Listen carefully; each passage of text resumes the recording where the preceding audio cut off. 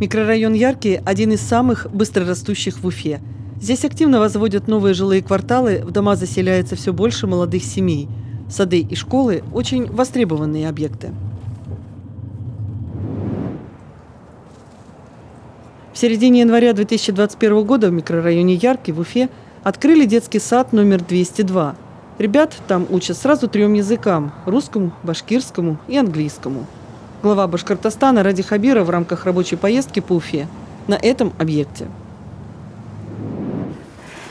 Добро пожаловать в первый в республике полилингвальный детский сад.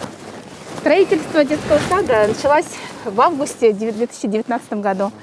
Разрешение на ввод в эксплуатацию мы получили в декабре 2020 году. Детский сад у нас находится в живописном месте на берегу озера Кустаревское. Вот здесь у нас спортивная площадка. Здесь дети занимаются физкультурным занятием. Здесь вот расположены игровые площадки, навесы, оборудованы малыми архитектурными формами. Вот у нас есть вот резиновые покрытия. Все для безопасности детей. Полилингвальный детский сад наш мы назвали «Аманат». Название придумывали все вместе, и родители, и воспитанники. Путем голосования в социальных сетях. Серьезно? Все участвовали, да, прям активно участвовали, даже весь Демский район. Проектная мощность детского сада всего 180 мест. 180, 180, да? На сегодняшний день полностью укомплектован. Ну, конечно. Да, желающих очень много. Угу.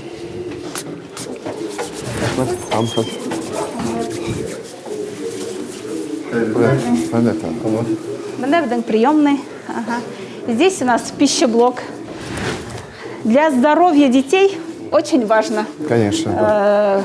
Рациональное, сбалансированное питание.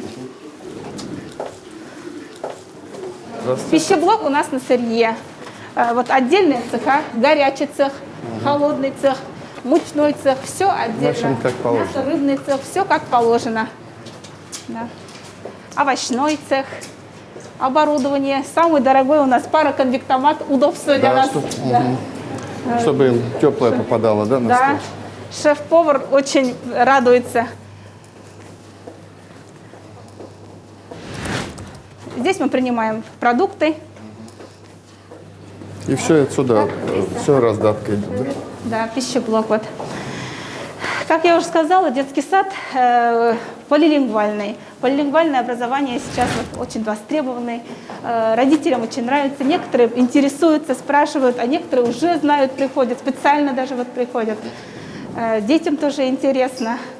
Педагогов стараемся набирать. Полилингвалов, конечно, пока тяжело, но в основном билилингвалы, то есть знающие язык русский, башкирский или же русский, английский. Группа уже в группах дети. Сейчас вот здесь мы вот организовали вот такой вот юрту, так как билингвальный детский сад, вот изучение родного языка, башкирского языка, вот коридорная педагогика. Здесь дети могут зайти, посмотреть, потрогать быт башкирского народа, они могут вот здесь вот посмотреть. Чтобы пространство не зря использовали, с пользой, чтобы было. Здесь музыкальный зал, спортивный зал, для того, чтобы детей приучить к творчеству. Так. Занятия идут, как раз вот сейчас в данное время занятия идут. Так, открыто все. Открыто. Ага. У нас... Здравствуйте. Здравствуйте. У нас гости. Давайте мы с вами поздороваемся по-музыкальному с нашими гостями. Здравствуйте, ребята!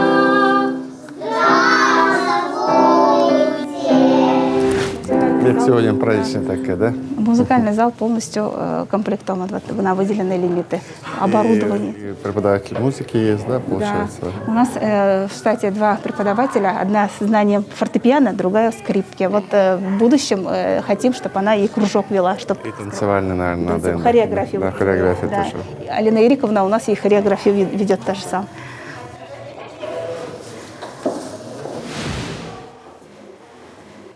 Здесь у нас спортивный зал. Здесь тоже сегодня идет вот занятие. Ну, по режиму. Визит инструктора. Вот. Безопасный пол, да? Безопасный пол, да, оборудование. Что-то закупили за выделенный лимит, а это вот сукса В поставка группах у вас по сколько человек будет? Проектная мощность в группах по 23. Ясельная группа только 19 детей, а в остальных группах всего 8 групп, в остальных группах 23. Но все равно будете, наверное, немножко ужиматься. Да, да. Так как вот желающих много, все равно будем побольше набирать по факту. Пока так. Вот, интересно. Вот, кабинет и изо-студия. Здесь у нас Изобразительная, да? интерактивная стена. Где маркер? Интерактивная стена. Ага. Так. Вот на этой стене дети могут рисовать. Интерактивная стена называется оживленный рисунок. Например, вот солнышко. Вот. Могут рисовать самостоятельно. Все это очень интересное для них. Да. А также вот кинетический песок. Для эбуротехники все приобрели. Акваанимация. Песком рисуют осветленно. Здесь вот педагог рисует, помощью этой техники она снимает, это все выводится на экран. Спасибо. Да, стесняются пока девочки. На память. Рисовать.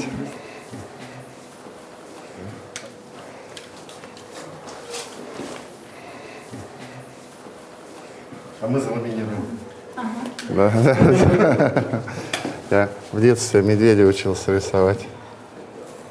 Не знаю, помню, нет.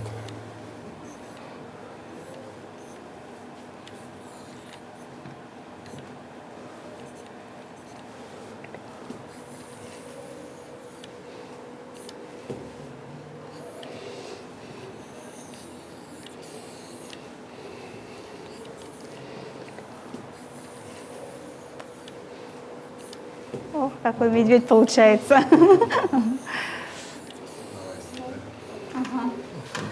Мастер-класс тогда для наших воспитателей. Педагогам мастер-класс, пожалуйста. Спасибо. Спасибо. Рахмат.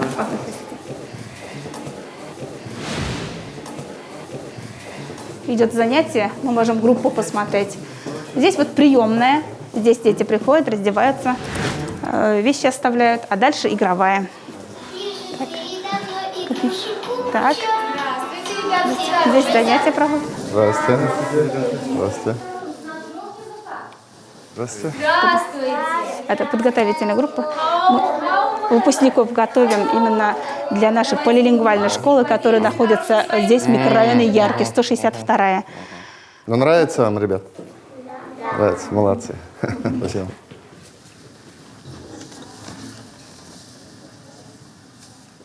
Мебель наша, узнаете, наверное. Да. Это мебель, вот потом дополнять. трансформер. Трансформер. Приемлемо. Ага. И сразу они рядышком это. Мы первый опыт обкатали, это вообще было в Уфе, в Сипайлово, еще в 2015 году. Вот, Вот она вот так работает, да? Да. Да, места хватает, Сергей Николаевич. Вот так вот.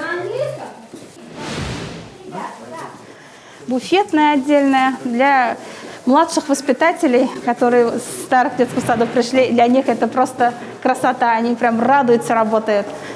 Отсюда мы можем на первый этаж спуститься. На первом этаже у нас и пищеблок, вот, который вы видели, медблок, административный, все на первом этаже. А на втором этаже у нас и группы для образовательного процесса, и спортивный зал, и музыкальный зал, все находится на втором этаже. Ребенок зашел на этаж и все, да? То есть Да. Ясельная группа, вторая младшая, на первом. жить, доработать. Да, работать, доработать остается. Спасибо, Спасибо за большое. такой детский сад. До свидания. Мы будем смотреть методику, вот все-таки преподавания английского, чтобы они вышли отсюда, методику башкирского языка, чтобы они отсюда вышли, действительно немножко уже понимая и говоря. Родители спрашивают сейчас еще какие языки будут, немецкий спрашивают. Может, со временем, вот, может быть. Вообще, если вот вы начните, а потом в этих же школах тоже разные языки, поэтому Можно будет уже в этом обычно направлении. просят, обычно английский, немецкий просят. Рафич, как детский садик? Очень понравился. Хорошее Красивая оснащение. архитектура, хорошее оснащение. Но он очень похож вот на тот, который мы были в Нефтекамске. Помните, они сейчас в последнее время мы их строим красивыми, яркими, удобными для детей. Вопрос один, что этого не хватает, к сожалению. Вот, думаем, как все-таки федеральная программа завершилась в этом году, я имею в виду в 2020 году. Поэтому дальнейшее строительство за счет сил бюджета республики будет осуществляться и застройщиков. Вот будем заниматься им. Спасибо.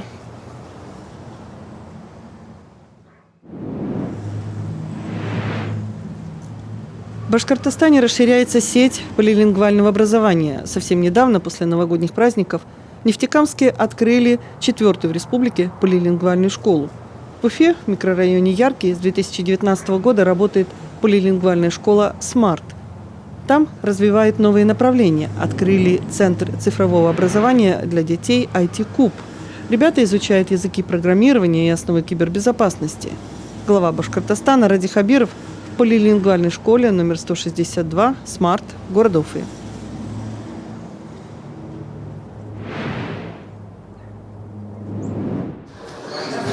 Мы функционируем уже, Ради Фаридович, год, как вы, наверное, знаете уже. Ну, как успехи вообще? Слава богу, хорошо. Педагогический состав уже полностью сформирован. Проектная мощность, как вы знаете, наверное, 1000 детей у нас. На сегодняшний день 805 детей. 805. На следующий год мы уже практически на проектную мощность вмещаться не будем. Потому что очень большое количество детей в начальном звене. И на следующий год уже планируем где-то 6 первых классов открыть. И, конечно же, проблема с педагогическим кадром в начальном звене, где-то 4 педагога у нас не будет хватать. Но на следующий год, я думаю, этот вопрос решим. А так, по старшему звену весь коллектив полностью комплектован.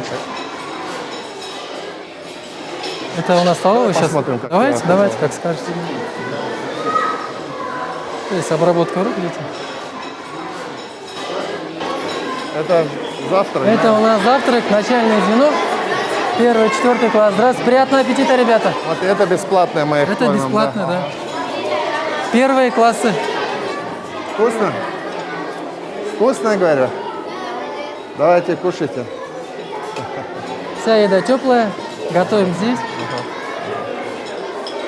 А как разделяете? По переменам, да? По переменам. В первую очередь начальное звено. Малыши, первые классы. Они у нас кушают 2 раза. Это завтрак и обед. Кушают. И 100% уже у нас охват питания. То есть нет таких, которые отказываются или не кушают.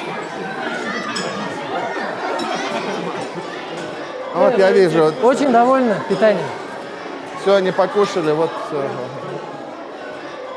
Рафич, ну ведь, смотрите, едят, обычно жалуются. Не обычно, а В этой школе и смотрели, и проверяли, здесь едят. А есть школы, где не едят. И вот наша задача, чтобы мы все везде навели порядок. А меню единое. Человеческий фактор? Человеческий фактор. Где-то холодное дают, где-то продукты не того качества. Ну вот, где-то приготовили не так, как они хотят. Школьная еда, она, как и любая социальная еда, она по определению, конечно, тут жареного нельзя. Все-таки она такая, более диетическая, поэтому дети, может быть, некоторые не привыкли к этому. Но все равно, вот видите, где-то же создают условия, что дети все съедают. Спасибо. Добро пожаловать, Владимир Ради Фаридович, в Центр цифрового образования. Первый в республике данный центр у нас. Кабинет программируем на базе Java. Да, Олег Владиславович, педагог. Значит, я готов приветствовать вас в нашем клубе, ведь, конкретно в этом клубе мы представляем вам место, в котором занимаемся детьми программированием Java. Это на данный момент одно из самых распространенных языков программирования. Программистов, которые сейчас растут, еще со школьных годов, так сказать, они разбираются в этом, начинают разбираться. И в дальнейшем мы готовим их к тому, чтобы они становились профессиональными программистами, профессиональными разработчиками, которые бы разрабатывали эти приложения, зарабатывали, естественно, большие деньги и счастливы. Вот. У нас достаточно навороченное оборудование. Да, я вижу, у вас и компьютеры серьезные, да. Прошу обратить внимание, Ради Фаридович, на то, что никаких проводов, все работает через Wi-Fi, и детям это удобно. То есть у нас есть тележки специальные, после уроков ребята ставят туда и заряжаются. А это вот как бы элемент школьной программы или это доп. Это доп. Образование. Доп. образование. Но условием этой программы по IT-кубам является то, что должно быть на базе школ. Чтобы дети во второй половине дня или в первой половине дня, если там двусменное обучение, занимались здесь. Это же удобно. Вот с утра пришли, позанимались, потом много. Конечно, здорово. Вообще В здорово. данном центре у нас не обучаются только дети из нашей школы. Мы обучаем детей со всего Демского района и города Уфы. У нас есть дети, которые приезжают. Есть очень замотивированные родители, которые прям привозят из города и ожидают здесь. Потому что А у нас сколько таких будет? 9 будет. Вот первый, это 162, в этом году 21-м открываем в Саритамаке, полингвальный.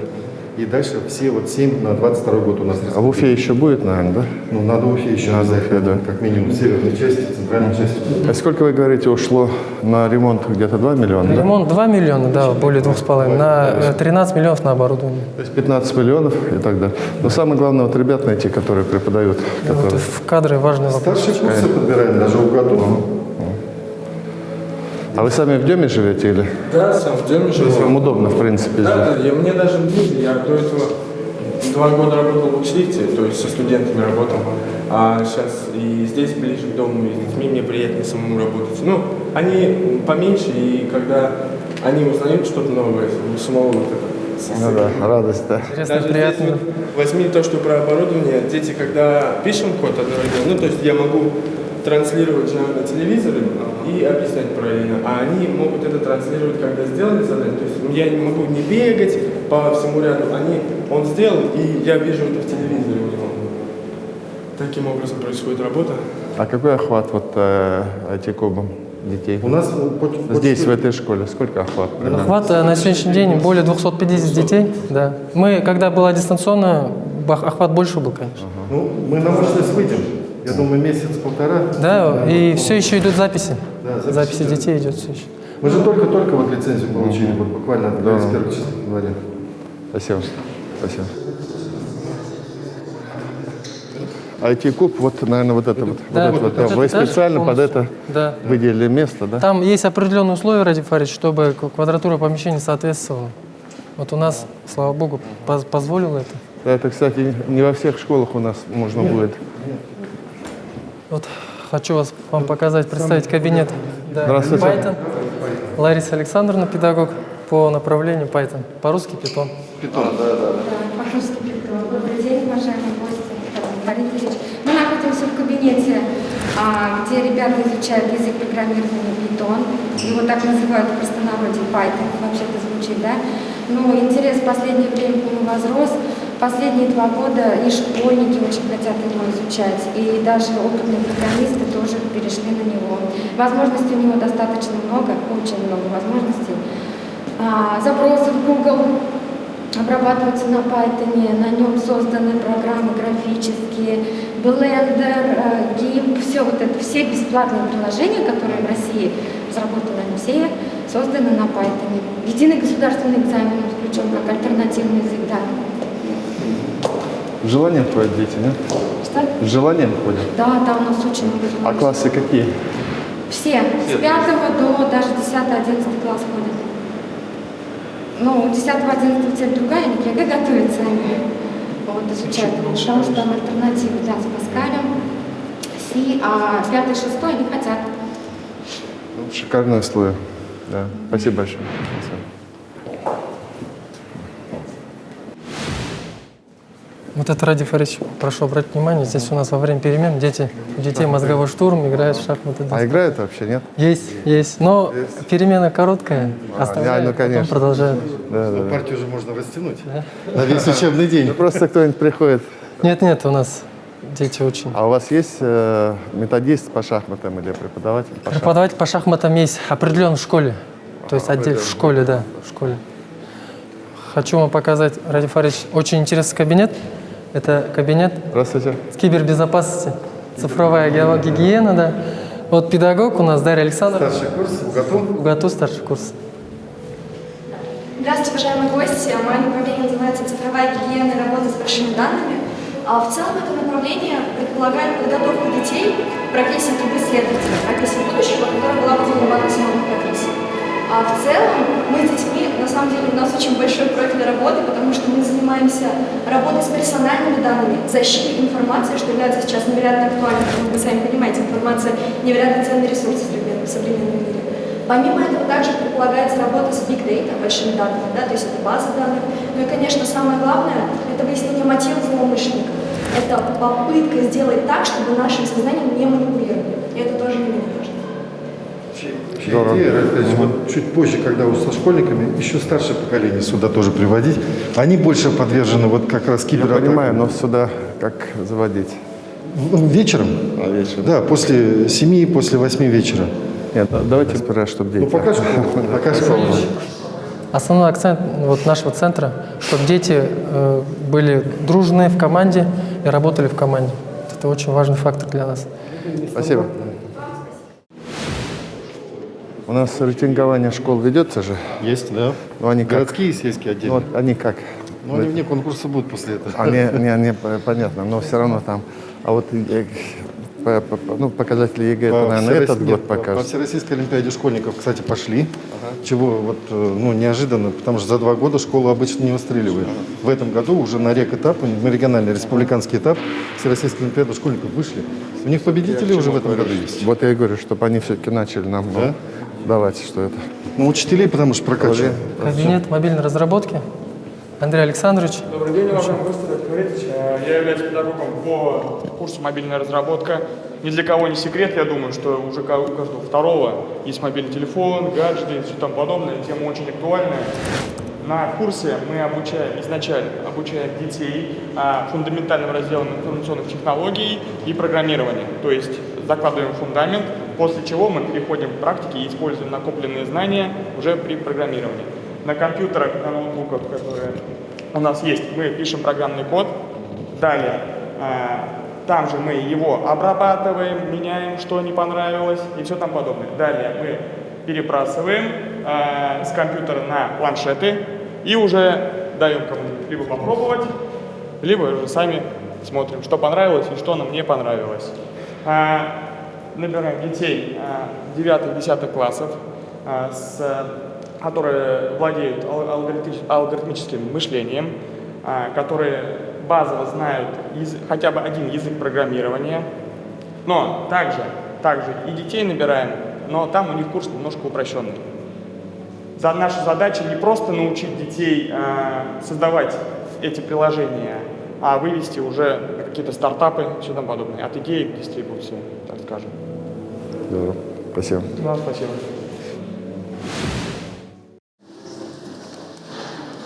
Здравствуйте. Очень интересный кабинет виртуальной реальности, виртуальной реальности. Алия Урал, наш педагог. Здравствуйте. Мы педагоги по виртуальной реальности. Мы здесь работаем с виртуальной реальностью, 3D-объектами. А виртуальная реальность популярна не только в компьютерной сфере, но и имеет большой потенциал в образовательной сфере, создание 3D-объектов, 3D-проектов. Мы будем работать с детьми, с 3D-моделированием и создавать крупные 3D-проекты. А классы какие здесь ходят? Разные? Да, разные. В основном 5-е, 6-е, 7-е. Вот этот, как раз вот такой творческий, да, у них? Тот возраст, когда уже на выпуске они дадут истинный результат. То есть мы уже детей с начальной звена практически готовим, и к 11 классу уже будут хорошие результаты. Потому что мы уже с 7 лет практически детей. Как-нибудь куда-нибудь пойти пиф-паф поделать, да? Есть возможность. Ради Фаридович, мы сразу детям говорим о том, что если они считают, что виртуальная реальность – это игра, мы детей сразу говорим детям, ребята, познавательная это не игра, история. да. Вы делаете программу, учитесь делать программу, допустим, какие-то симуляторы. К примеру, нет возможности наших выпускников, к примеру, отвести, допустим, какой-то железнодорожный колледж, или, к примеру, говорю, или научить детей управлять, допустим, электропоездом, к примеру. Вот они надевают эти очки и, соответственно, учатся уже на такие симуляторы. Или даже на машине, к примеру, ехать. Вот такие мы учим детей, чтобы делать определенные какие-либо программы, уже какие-то навыки были, да? А не игры, потому что... Спасибо очень, спасибо. Это вот весь вот этот вот, получается, вот сегмент вы Раздевалка для них специально? Для раздевалки отдельный ресепшн, зона безопасности, отдельный вход у нас. Утром у нас, допустим, уроки, если в школе не вмещаться не будут. 6 направлений куба. Почему IT-куб, Радик Фаридович? Потому что 6 направлений, 6 граней. И все они между собой взаимосвязаны. Если там в начальных этажах у нас, допустим, программирование, а здесь мобильные разработки, они уже без него не смогут. Можно, Радик Фаридович, коллективную фотографию?